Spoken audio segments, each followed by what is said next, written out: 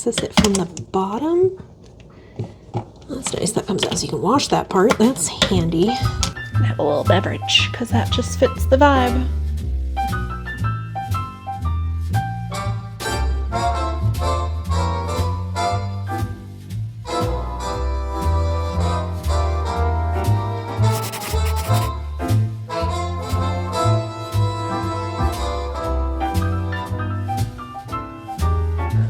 Do you want to help?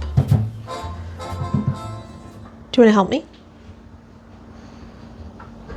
Oh, yeah. Okay. That's good. That's good. Show them your butthole. Yes. Hey, everybody. Welcome back. Today, we're going to do a little something fun and repair my dishwasher. I know. It's very exciting. My assistant River is going to help me with this project. Basically, my dishwasher is just this little countertop one. A little while ago, it just stopped running all the way. It would drain early and it would show an error message. And I looked up what the error message is, and it has to do with the heater. I'm pretty sure it's the heater, but it also could be the, what's the word? Work you. I even tried to look on the package to see if it says what the name is, and it cuts off. It says dishwasher temperature ... I know reader sensor. Good heavens, that was difficult to remember the word. So I'm not 100% sure if it is the heater or the sensor. I think it's the heater, but just in case, I also bought the sensor because I've gotten very not in the mood to like buy all new things. I would like to repair my electronics if possible. And I did discover sometime last year that with my vacuum, the kind of head of it where the brushes spin around just wasn't working properly. It ended up fully stopping at some point. And so I looked up to see if I could just buy the part, and I was able to. So I did. What are you doing? That's not helpful. No. I'm trying to tell them something. That's not for you. Because it's not for you. Oh my gosh. So since I knew that was possible with the vacuum, I ended up looking up to see whether or not it was possible to just buy the parts for this dishwasher. And lo and behold, it was. I think one of them was like 15, 20 bucks and the other one was 30. So much more reasonable than trying to buy an all new unit. So we're going to see how easy this is to do this. And at the same time, I'm going to talk about why this and me repairing this is Solarpunk and why you should get into Solarpunk too. Now, first things first, I want to just say I am not an electrician, but I do know the basics. If you choose to do anything like this, unplug it first or turn off the breaker or whatever. Just make sure that you're not going to get yourself electrocuted. This is also not a step-by-step guide or anything like that. So what is Solarpunk? Let's talk about it. I'm gonna have a little beverage because that just fits the vibe. I'm gonna read my notes, so don't judge me. Solarpunk is a literary movement that imagines a sustainable, regenerative... No, don't turn off. I need you. Solarpunk is a literary, artistic, and activist movement that imagines...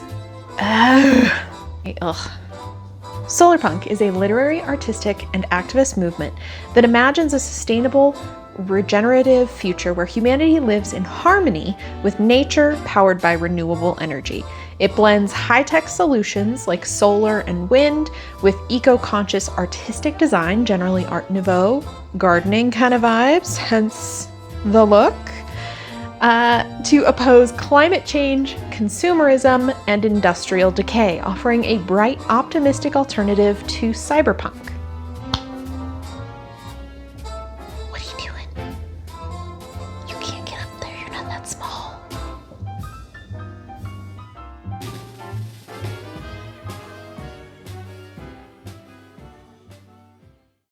Okay, no, okay, oh, okay. Is it through the inside that I take this apart? Is that the heater? might be the heater. You know, I'm vehemently against reading instructions, but I am gonna go Google a video on this one real quick. Okay, so there does not appear to be any videos on how to do this. And the main issue, I can probably figure it out, but the main issue being so far nothing tells me where the heating unit is exactly. So we're just gonna have to try to figure this out and not break anything. Hi, my gosh, you're right there. So much more help than I need. Okay, flap down. Okay, assuming that this just pops off. Awesome, okay. So that does that. Switch over to a flat. Is it in here? Does this come out? Does not look like that comes out. Maybe I need to access it from the bottom. That's nice, that comes out so you can wash that part. That's handy. Get back in there though. Go back to where you came from. The trick is, do I access the heater from the inside or from the outside? Get back in there. Okay, well that's annoying. It pops right out, but it doesn't pop right back in. Okay, well, whatever. Does that come off? Do I have to take the door off? Because I also don't really want to do that. So this is the element that I'm trying to put in, and I think that's it right there. Okay, I think I access it from underneath, is kind of what it looks like. I'm not going to put this stuff back until I confirm that. Okay, so managed to get inside and I see the heating unit. It's just a matter of trying to get to the heating unit.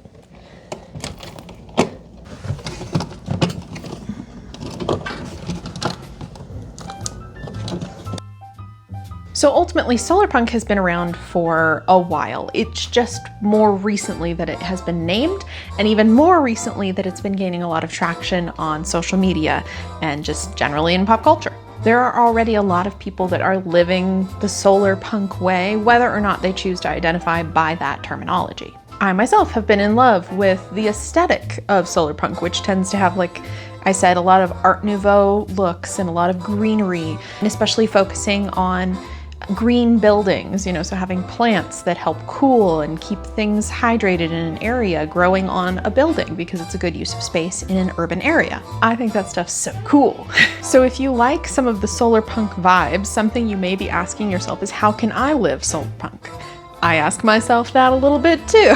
And ultimately, I think it's all about fitting what works from the ideas of Solarpunk into your life. Like, we don't have to go crazy. We obviously don't have robots that can do things for us, as we see in some of the artworks and animations and things out there. But there's still ways that you can incorporate Solarpunk into your everyday life. Okay, so I finally figured out that I need to take this box off, which involved very gently prying this out of this box to get to the screws behind it. I'm putting this on it just to make sure I don't scratch that. And I think, hopefully, I shall be able to access that heating unit if I can get this off. I feel like Lara Croft Tomb Raider when she was pulling apart that clock, or actually I guess it was the guy was pulling apart the clock and he was putting like screw to E6 and being very methodical. Now the hope is that I do not have to do any soldering because I can't. So does this just pop off? Okay, I got it. I've replaced, this is the old one. Pulling these off of this was quite a challenge for some reason, but I got it. So now I'm just putting all the pieces back in and debating if I just want to replace the other part too, just so I don't have to do this again. Don't think this is sitting right. Note to self, and I should have done this, I should have just gone ahead and taken a photo of this so that I knew like what direction these were facing. So, pro tip. Okay, so that needs to go there.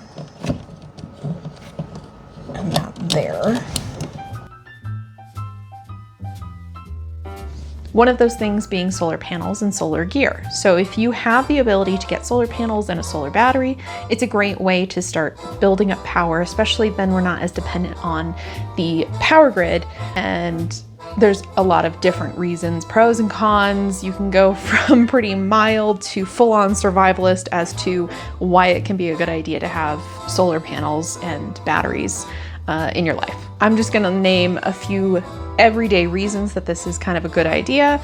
If you happen to have a freezer or an extra refrigerator in your garage, you can have a solar battery ready so that if the power goes out, you're not gonna lose all that food. If you are just trying to cut back on your power bill, on your energy bill, wind and solar, if you're able to incorporate those into your home in some way and then charge that, you can use that device, that battery to charge or power certain devices in your home to reduce the reliance on, again, the power grid. And even just basic things like putting up lights. If you have a yard or a porch or something like that, try getting some solar panel lights that have a little solar panel attached to them to use instead. You are going to be limited as far as when those come on and how long they last, but then you aren't necessarily relying on plugging it in, so it's going to reduce your cost that way as well, and it's just a nice little aesthetic vibe. I've been collecting little solar lamps out in my yard. A lot of them very inexpensive, and so they don't necessarily last a long time, so I actually kind of want to learn how to make my own. But I think that's a really cool way to just add some ambient cool lighting to my space, and I don't have to plug it in or anything. It just does its thing. I've been seeing a lot of new people starting vegetable gardens, especially on Threads. I'm seeing that just blow up with people that are like, this is my first year gardening. What do you recommend? All that. That's very Solarpunk, right? Like growing your own food, super Solarpunk. That's a endeavor. It's a lot of work. It can cost a fair chunk of money, even if you're doing it budget friendly. You still got to invest a little bit of money into it. It's a whole learning process. It's super rewarding though, and the food honestly does taste a lot better. So yeah, very Solarpunk. I think supporting local businesses and especially sustainable businesses and stuff is very Solarpunk. Sustainable, you could support kind of wherever. That's its own branch, especially especially B corporations are usually certified that they're sustainable in a bunch of ways, including just the culture and the way that the company is set up. But support local. I think a lot of times people don't understand about the economy I understand it's more expensive a lot of times to support a local business or things that are made in the US.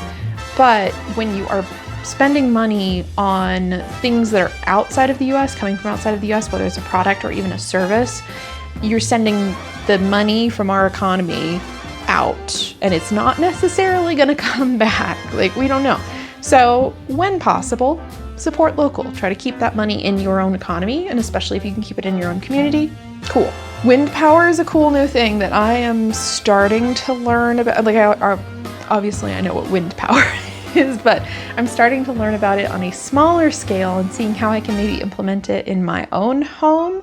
And especially just on my property, because there's some really cool designs coming out of wind turbines that take up less space, they're lighter weight, they don't require the same technological know-how or setup. They're simpler and so therefore more affordable, and they're also more efficient.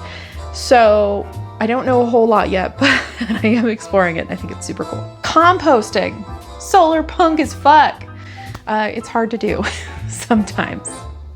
And by hard to do, I mean mostly just there's a whole process to it. It's kind of like the gardening. There's a whole process to it and you got to learn how to properly do it.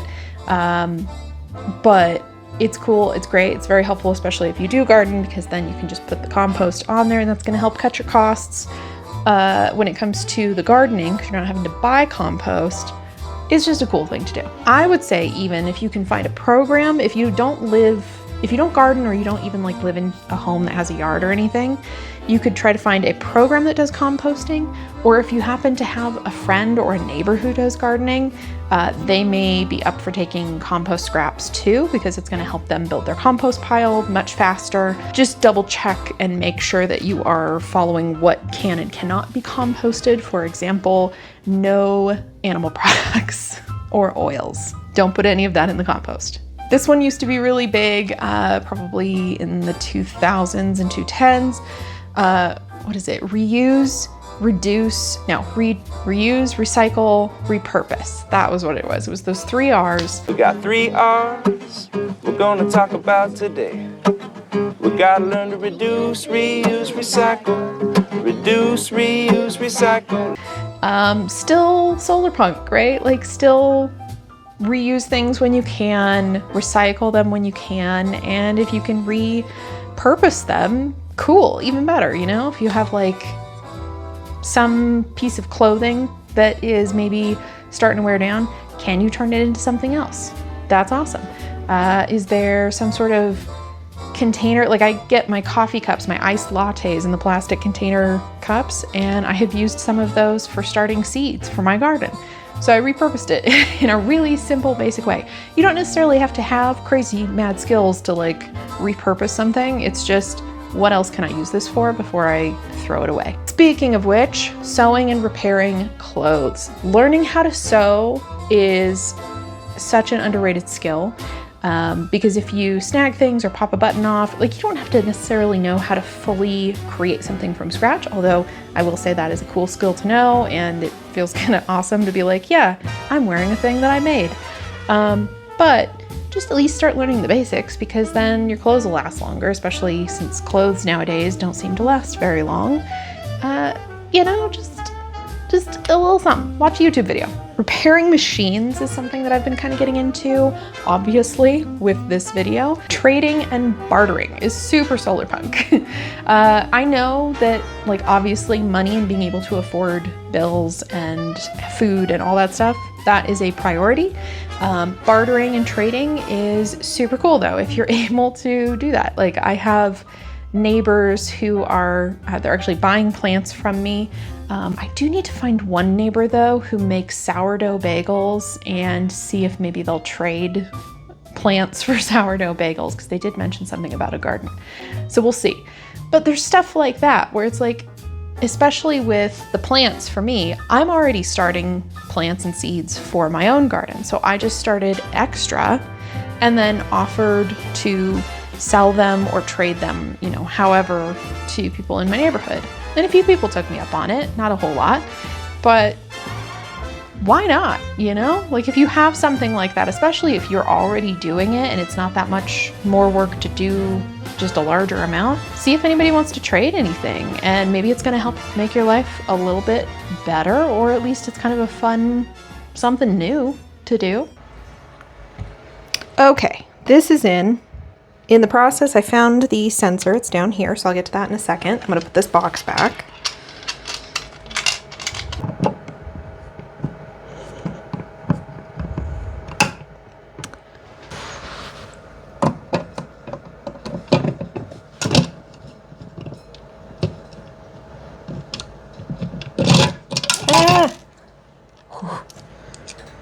Sucked to drop that in the machine again. I need one of those fancy screwdrivers that just like cranks back.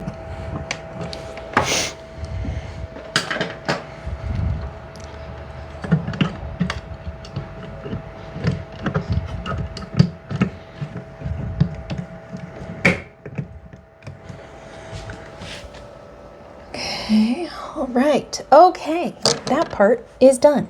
Now, moving on to the sensor, which is down here. That is a smaller head. So we're gonna switcheroo in here, and we're gonna do everything we can to not drop this tiny little screw into the washer, because then I would rage. Okay. All right, and then this part just unplugs. Somehow. Ooh, my back. There we go. Figured that out. So this is the sensor that I need to replace, and actually it looks like it was probably the sensor that was the problem, because that does not look right. To compare, this is the new sensor, and you can see there's nothing on it. I mean, this could just be, so this touches the water, so it could just be buildup, but you know, either way, we're just replacing both parts. That way. There we go, and that just clicks into place. And then we put this little guy in here and get those obnoxious little screws again. God. I need like a different tool for that. That's annoying. All right, what if I put the screw in first? And then I promise not to drop it. Okay, we're gonna go this way because it doesn't seem to want to go in the other way. Come on, you can do it. There we go. Okay, one down, one to go. You want to make sure you tighten these down really good because we're dealing with water and we don't want water in this area. So you go back into your little house. You go back into your house. You guys go there.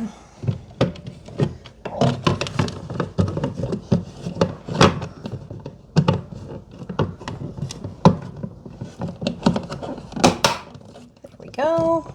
Okay, tuck that back in. Okay, that just slides back in. Switch the screw head again. Okay, now let's look at some of the artistic renderings of Solarpunk because they're really cool. They're great inspiration.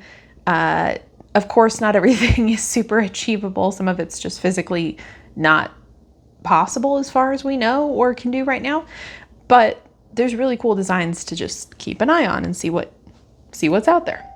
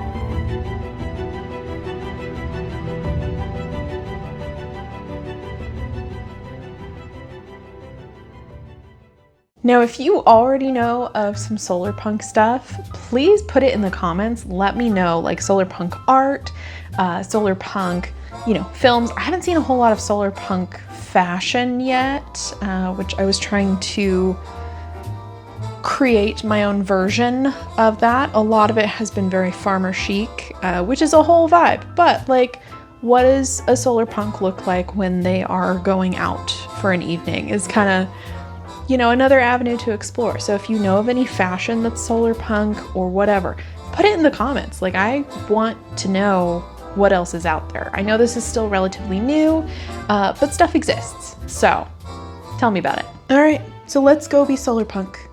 Cheers. Okay, well, that was a little bit of a workout, probably mostly because it's kind of hot today and I kept wearing a long sleeve shirt. Choices were made, but so I'm gonna go ahead and run a run here. This also because I haven't used it in a little while. I'm gonna run a sanitization load here just to get it all cleaned out. I wanna make sure that first off, it works, and second, that there are that there's no bacteria in here. I emptied it out and everything like that, but water just kind of gets into crevices. So fingers crossed. Let's see how this goes. Okay, well, tragically, the error code is still occurring. So I guess I'll see if turning it off and turning it back on again resolves that. Otherwise, I'm just gonna have to call technical support. But at least I know that those parts are replaced. They should be good. So there might be some other weird something going on. And I did it myself. I figured out how to replace those parts. Kind of a bummer that it's not working, But hopefully you at least enjoyed this video and enjoyed learning about Solarpunk and why it's cool, and it's totally punk to get into Solarpunk. I don't know. Life.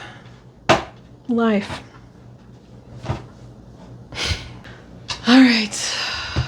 need a break and to change into a short sleeve shirt. Ugh.